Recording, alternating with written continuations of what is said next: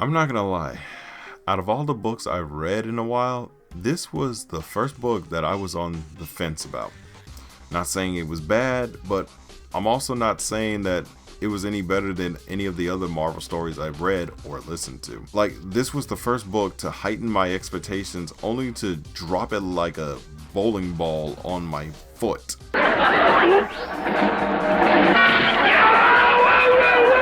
To further explain my disappointment, this review may have some spoilers in it, so if you haven't read the book yet, and if you want to, I'll put a spoiler warning somewhere down the line so you can skip ahead to my final thoughts and be on your merry way unspoiled.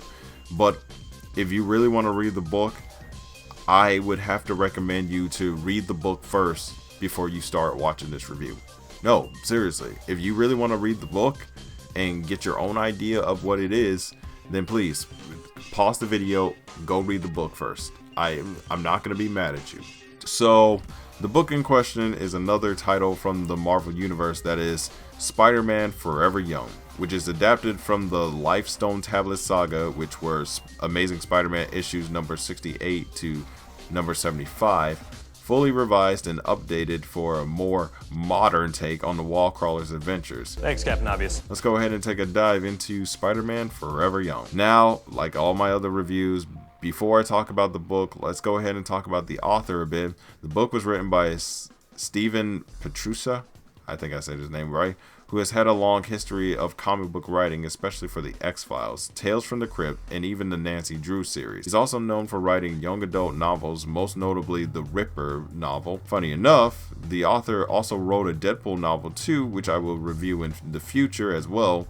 So with that being said, let's go ahead and jump right into the book. Life seems to be going well for Peter Parker, living on his own with his roommate and friend Harry Osborn while dating the beautiful Gwen Stacy. However, life throws a curveball when there's an ancient tablet that has the secret of eternal life that everyone is trying to go after. From the kingpin of crime, Wilson Fisk, to the leader of the Maggia, Silvio Manfredi, aka Silvermane, Peter is in for the fight of his life as the Amazing Spider-Man. Little does he know, the troubles that he is facing now are much, much closer than he thinks. My spider sense is tingling. Now, I'll say it right off the bat, the first part of the novel actually got me hooked.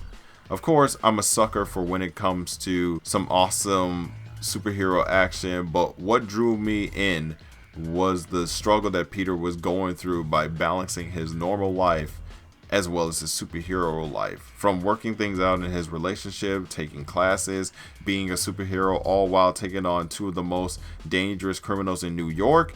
Yeah, not a fun time in the park if you ask me. And seeing Peter struggle with his normal life just make him more of an identifiable character than most heroes you've seen. But sadly, this is when the second part of the story comes into play. And if you don't want to get spoiled, here's the time code to skip ahead. I'll give you a second.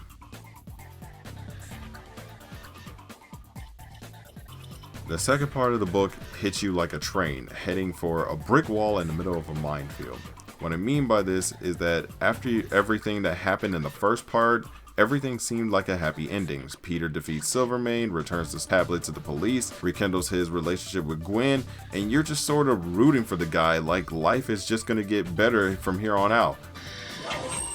Second part comes in and it reminds you that Gwen Stacy is the girlfriend who died. It opens up like 2 years after the events of the first part of the book, and Spider-Man is visiting both the graves of Captain Stacy and Gwen Stacy. Like I said, train meets wall meets minefield. And I really hate how they continue the story like that. Like, her death means absolutely nothing to the story at all, and what made Spider-Man a more endearing character to begin with.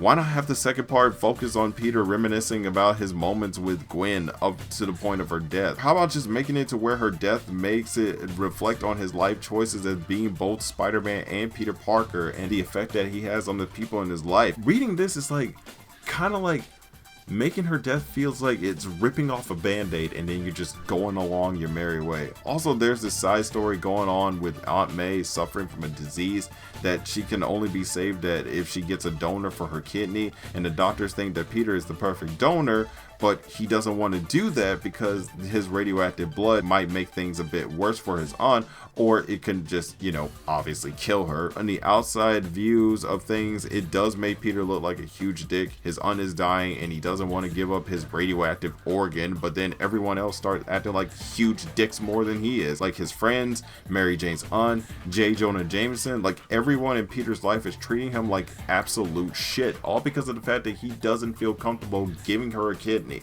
Now, you and I can understand why he doesn't want to do it, because as the readers, we already know his secret. For all they know, he could pretty much have a disease himself. Peter doesn't want to give up his organs, and his friends act like complete and utter assholes just because he doesn't want to do it, or he doesn't feel comfortable with it, or they don't sit there and ask the question, maybe Peter has like a certain health condition to where he can't give up an organ. I would come to that conclusion, but apparently not everybody is smart in the comic book world. Apparently, I get that Spider-Man's life is supposed to be hard, like it's not supposed to be easy like Tony Stark, but putting somebody through that much of an epic guilt trip seems like a really huge dick move. I mean, maybe it's just me who thinks this, I don't know. And even if you want to make the argument that in their perspective Peter just didn't want to take responsibility or the initiative to pretty much take care of his aunt or save her life for that matter, how does this help him at all by acting like total dicks to him, like he doesn't have enough going on in his life? Like, Jesus Christ. I'm just ranting at this point. So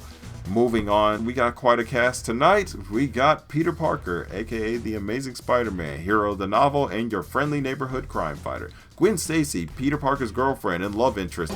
Harry Osborn, Peter's friend and roommate, whose father is the Green Goblin and Peter's arch nemesis. Aunt May, Peter's sweet and devoted aunt. Wilson Fisk, aka the Kingpin of crime. Then there's Vanessa Fisk, his loving wife. Silvio Manfredi, aka Silvermane, the leader of the Maggia, top dog in the criminal underworld. There's nothing much I can say about these characters, save for the villain, the schemer.